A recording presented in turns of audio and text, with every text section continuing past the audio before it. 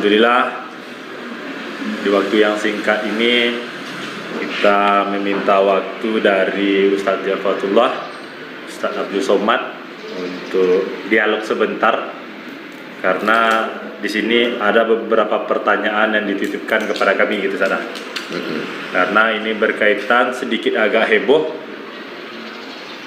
dengan kedatangan Ustadz Abdul Somad itu yang ke Sumatera Baratnya Sada. Tapi kenapa hanya wilayah di Bukit Tinggi Sada? Nah, itulah isu yang beredar hari ini tuh Sada. Saya jawab. Ya. Kenapa saya datang ke Sumatera Barat hanya ke Bukit Tinggi? Nah, itu isunya Sada.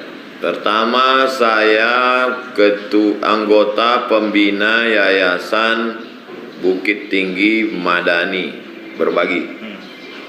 Itu ide untuk membuat yayasan itu saya punya ide. Karena hanya pembagian beras. Saya kenal Haji Herman Sapar beberapa tahun yang lalu waktu Habib Umar bin Hafiz datang ke Jakarta di hotel yang sama. Beliau datang silaturahim. Kemudian saya tanya apa program-program keumatan. Ada bagi-bagi sembako, buat yayasan. Masukkan nama saya di situ. Jadi ketika saya datang ke Bukit Tinggi, ya salah daerah lain kenapa tak buat yayasan? Saya tak mau datang ceramah pulang, bukan begitu model dakwah saya. Kemudian saya tidak mau masuk ke daerah kalau saya tak kenal daerah itu. Saya mesti ada orang yang saya percaya. Abang ambo, udah ambo, guru ambo, sahabat ambo, Ustaz Dajjal. Kami kenal sejak di Mesir. Amanah, tahu ambo. Bago Dajjal, aman tak? Aman, masuk. Banyak jebakan-jebakan Batman, namun tidak berani. Gitu. Tapi kan sekarang tuh yang ketua yayasan tuh kan Ustaz, yang Ustaz identikan dengan Herman Safar tadi kan sudah menjadi politikus Ustaz.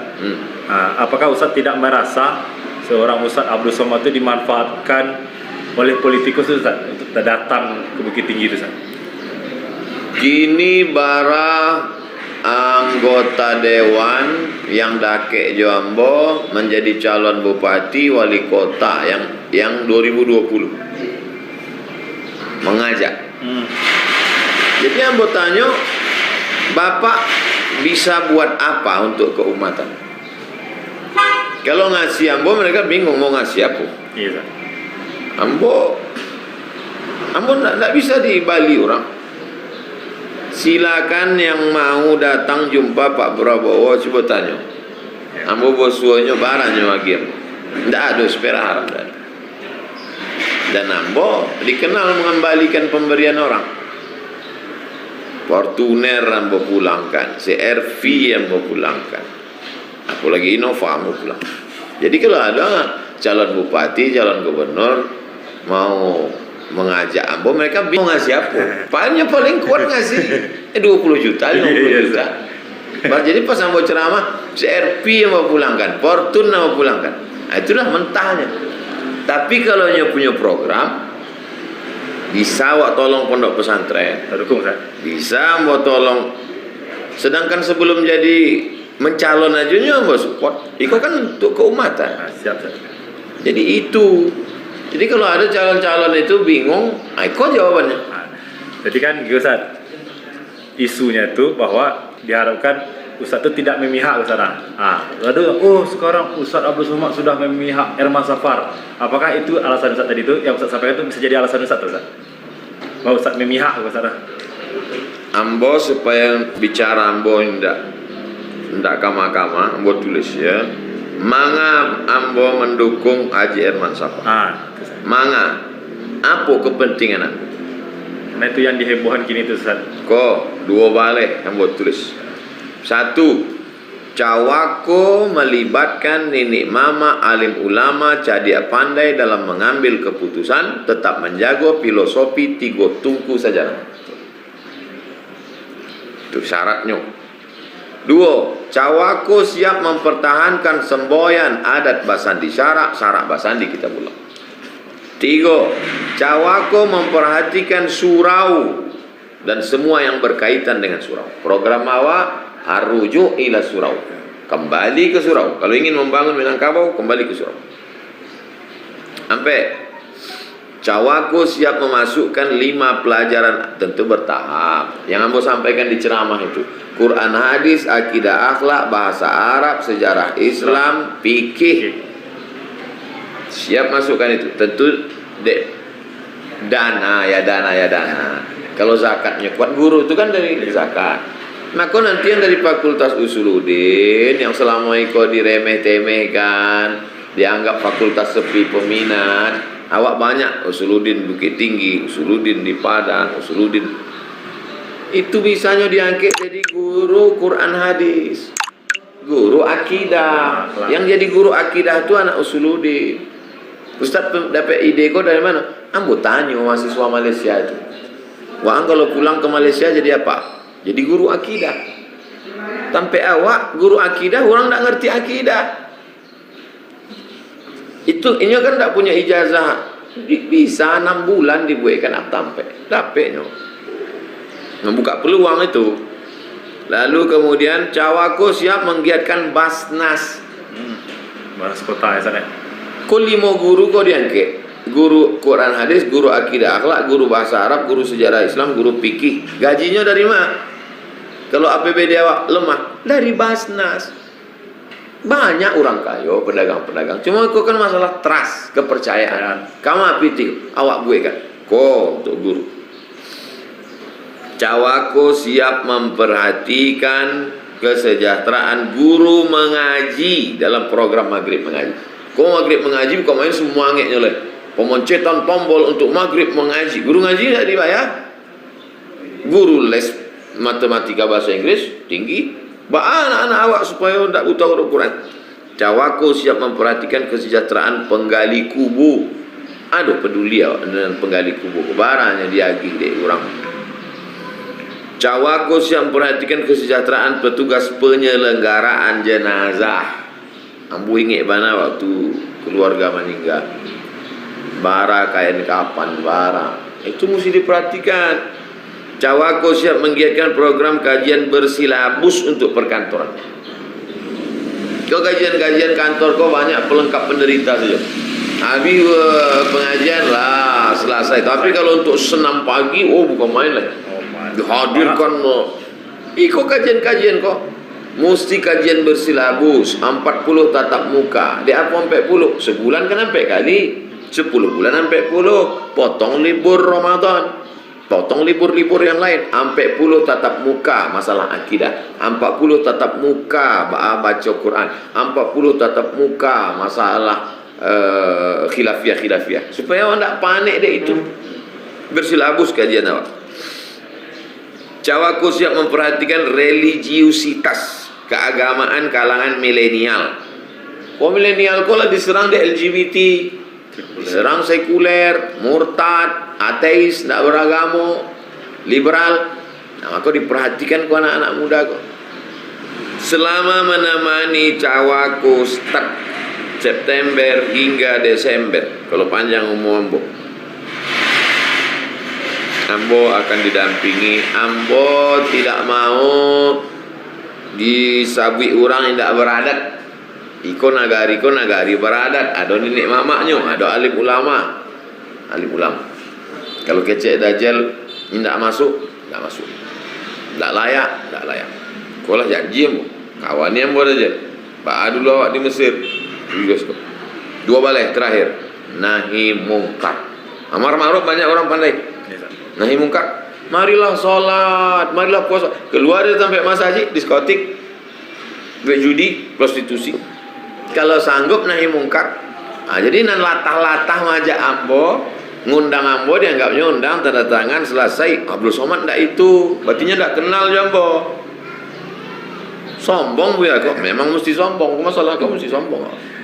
Dari 12 alasan Ustaz tadi itu, ya. Berarti bisa dikatakan Ustaz sudah bulat untuk mendukung Herman Safar dan Marvendi ya untuk di Kota Bukit Tinggi. Tidak boleh lah, apa dia teh boleh? Ya. Tadi Ustaz ngecer bahwa seorang Prabowo saja Ustaz tidak ada dapat apa-apa. Sekali pertanyaan tegas. Seperak haram lah. Tanya kalau tidak percaya baik ditanya Pak. Apakah ada Pak Bara Pak kasih Ustaz Somad waktunya dukung apa? putra klarifikasi Ustaz. Apakah Ustaz ada dapat nih dari seorang Erman Safar Ustaz? Tanya kalau ada barang Ada lagi lagi? yang ada lagi yang boto. Cuma difasilitasi. Aku mau datang segala pakai auto ambo. Ya. Cuma dek supaya nampak ambo gagah dinaikkan ke Fortuner itu Iya. yang punya inyo. Tapi beko pulang ambo tetap lagi auto. Salah nih mau keluar. Payah pakai apa tuh jalan saja. Jasa bagus tuh kenapa? Dia nampak dia orang buat sesama naik Alphard gagah ini. Pada menyo. Terima kasih Ustaz waktu pendek dari Ustaz supaya dengan alasan pendek dari Ustaz Awak diajarkan supaya tabayun, Bu ya. Iya. Tabayun. Maka kalau ada fitnah-fitnah, klarifikasi. Masyarakat kan tidak bisa langsung kambo. Ada fitnah-fitnah sampaikan, ambo jawab insya Allah. Terakhir mungkin saja Ustaz. Kan yang didengungkan Erman Safar itu adalah bahwa beliau ada didukung ulama Ustaz. Seberapa pentingkah calon kepala daerah itu didukung oleh ulama Ustaz? Ya, baik. Assalamualaikum warahmatullahi wabarakatuh. Waalaikumsalam. Dukungan ulama itu tentu saja setiap ulama yang memberikan dukungan itu tidak sembrono. Ulama dia adalah ahli hikmah, ahlul haq, dia adalah ahli kebenaran dan mengambil keputusan dengan hikmah. Bahkan ulama itu ada yang dilengkapi dengan basirah. Ya, basirah itu dia memandang sesuatu itu dengan hikmah, dia sudah bisa memprediksi dengan batinnya. Nah, itu diantaranya. Nah, maka dukungan ke saudara Erman Safar ini, ya kita berikan dukungan. Saya terus terang saja, bahkan saya meminta beliau, bukan memberi dukungan. Saya rasa ini salah juga di antara. Saya meminta beliau. Saya datang ke Bandung setelah saya melihat memprediksi kondisi Sumatera Barat dan kenapa banyak persoalan timbul di Sumatera Barat. Tentu saja itu tanggung jawab pemimpin. Artinya apa? Krisis pemimpin dalam berbagai hal. Maka kita perlu pemimpin yang energik, kemudian peduli kepada umat, kemudian siap merespon amanat para ulama. Maka ketika itu saya dialog di rumah beliau sampai jam 3 pagi. Akhirnya kita putuskan, kita minta beliau maju untuk pilkada di Kota Bukit Tinggi. Nah, jadi saya datang sebagai ketua GNPF. Memang tidak mengatasnamakan GNPF, tetapi saya GNPF memang harus punya program seperti itu. Namun kenapa kita tidak sebutkan dari GNPF dari awal? Ya, pandangan orang kepada GNPF itu berbeda-beda. Nah, artinya apa? Belum ada juga kepastian secara kendaraan politik ketika itu. Nah, kemudian alhamdulillah GNPF Bukit Tinggi sekarang resmi mendukung beliau. Itu bukan intervensi saya. Saya sangat sportif. Beliau berdiskusi dengan GNPF Bukit Tinggi. Kemudian ternyata ada persamaan visi. Yang jelas satu komitmen yang kita ambil dari beliau siap diarahkan oleh para ulama. Dan dari segi apakah beliau ini seorang politikus, tadi sudah jadi politisi, tergambar sama kita politisi itu ada syahwat politik. Beliau ini setelah kita perkenalkan ke beberapa tokoh di Bukit Tinggi, beliau minta mundur. Saya pun panik juga. Beliau minta mundur ketika beliau di Mekah. Saya mencoba memberikan pencerahan, mengangkat semangat beliau kembali, sehingga keputusannya beliau maju. Waktu mundur itu beliau katakan begini, Ustaz, biarlah dana yang kamu pakai kamu serahkan kepada calon yang setuju. Carilah calon dan danaku silakan dipakai. Nah, ini kan luar biasa. Ini luar biasa. Nah, para kawan-kawan, para aktivis umat Islam, kira-kira dukungan Ustaz Abdul Somad, dukungan saya itu tentu saja bukan dukungan yang berlatar belakang hawa nafsu. Itu betul dukungan ada ditinjau secara yang visioner dari kacamata apa? Keagamaan, kemudian ekonomi.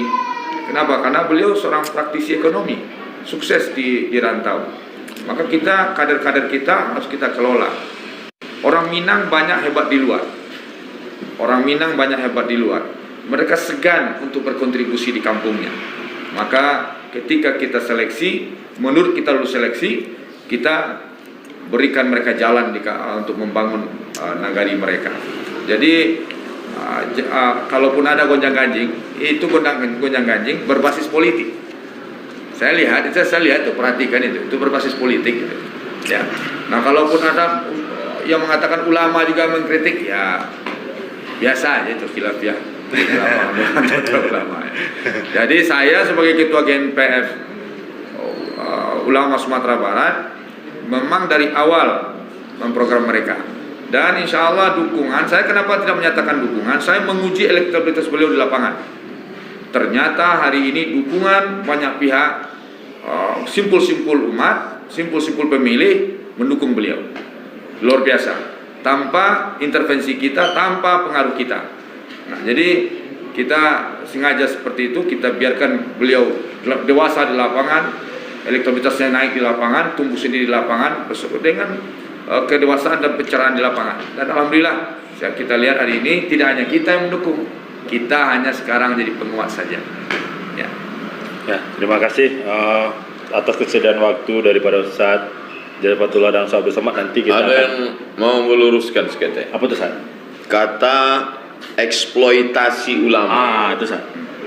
Jadi dibayangkan ada seorang politikus mengeksploitasi Ustadz beko ceramah, Abdul, iko orang tak kenal ambo, ambo nak model itu, tak bisa orang mengatur isi ceramah ambo, ide ambo, tak bisa orang menarik ambo. Dek apa? Dek ambo tak pernah temakan pancing, lalu lalang ikan tu tak ada betul lah, tak pernah temakan pancing. Jadi tak bisa orang datang Haji Herman Sapar batahnya kamu. Kok kronologisnya? Ba'a kalau ambo mencalon jadi wali kota Bukit Tinggi. Apa kecek ambo kayaknya? Pertama, kuat enggak? Ada seorang wakil gubernur, bisnismen, setelahnya jadi nyengecek kampung. 3. Waktu ndak ada lain untuk keluarga. Sabtu Ahad dulu bisa jalan-jalan, kini tamu datang tiap hari. Nang kedua, bisnis berkurang, dek PT lebih banyak habis untuk ikut. Tapi saya cuma dapat satu, apa? Kepuasan batin. Bisa menolong agama dengan kekuasaan. Sanggup ndak hilang 2 dapat cik? Kalau ndak sanggup jangan. Itu mau sampaikan pertama kali. Sanggup ndak? Sanggup. 2. Iko siap menang siap kalah. Kalau menang berarti Allah bagi amanah. Kalau kalah berarti memang menurut ilmu Allah belum, mesti siap. Kalau enggak kau bisa gilo. Yang ketiga, ulama setuju enggak? Ulama setuju. Kau duduklah awak waktu itu dengan Ustadz Al-Mukarram, Ustadz Jel di rumah. Lihat. Jadi eksploitasi. Ambo bukan ustadz yang diundang tukang baca doa, ya Allah menangkanlah. Itu bukan Abdul Somad. Kenali baik-baik. Sombong bunyinya. Tapi kau mesti dijelaskan. Sebab kata eksploitasi kau mesti jelaskan. Mesti awak klarifikasi. Ada Ustaz Jel, ada Haji Herman Sapar, pertanyaan-pertanyaan. Begitu juga di masa akan datang. Sebab kau pasti kau akan bulan September, Oktober, November, 3 bulan. 3 bulan efektif. Itu 3 bulan kok panas kok. Kalau tidak ditunda ya, kalau tidak ditunda. Ambo insya Allah kalau ada apa-apa ambo klarifikasi. Siap. Itu yang butuh untuk diklarifikasi saat, karena isu itu masing-masing itu sangat beredar luas saat. Sekarang internet, medsos, apalagi sekolah daring, orang bisa berkata apa saja saat. Betul. Semoga dengan sedikit klarifikasi sedikit. Kita ingin menyadarkan kita semua bahwasanya mewujudkan pemerintahan yang soleh, pemerintahan yang agamis itu proyek kenabian. Itu proyek kenabian. Maka ulama harus berperan. Ada pula yang mengatakan ulama jangan masuk politik praktis. Ini keliru ini. Ya. Itu proyek kenabian setelah Nabi hijrah ke Madinah, maka beliau melakukan perjanjian mengeluarkan piagam Madinah, berdirilah pemerintahan Madinah yang di bawah tentang sulap kepemimpinan Rasulullah SAW. Ini proyek kenabian, sunnahnya sunnah kauliyah, sunnah takririah, sunnah fi'liyah, lengkap itu. Jadi sepenggal hidup Rasul itu, kerasulan beliau itu pemerintahan yang soleh. Jadi itu artinya apa? Itu sunnah. Jadi memang ulama harus berperan.